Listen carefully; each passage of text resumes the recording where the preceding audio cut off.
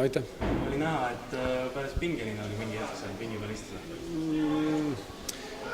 Jah, see finaal on minu meelest Rakvere täna pigistas vist küll kõik endast välja, mis veel pigistada oli ja müts maha nende eest, tegid tublit tööd, ajasid ikka hullu sisse nii-öelda korvpallikeeles ja ma usun, et see tõmbas rahva käima ja finaali viimane mäng oli, mitte ainult viimane, vaid eks finaali vääriline. No kuld on kaelas, et veidi hooaeg rahule. Võtaks kokku hooaja võib-olla siin selle nädala jooksul.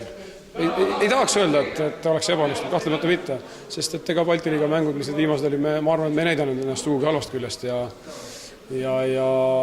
FIBA mängude koha pealt peab tunnistama, et ainuke üks kaotus, mis sai kripeldama väga suure skoori, teised olid kõik 5 punkti peal, nii et ei olnud ka midagi niisugust, et võiks öelda, et katastroof oleks, et me analüüsime need asjad läbi ja ma usun, et selline keskmiselt hea hooaeg.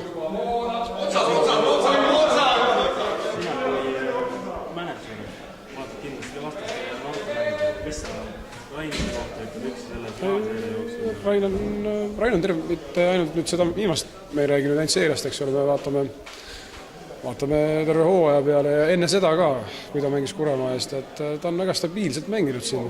Eks siin on muidugi oma treenerite käekirjad, mis kõik mõjutavad protsessi, aga kahtlemata jättis väga positiivse mulje.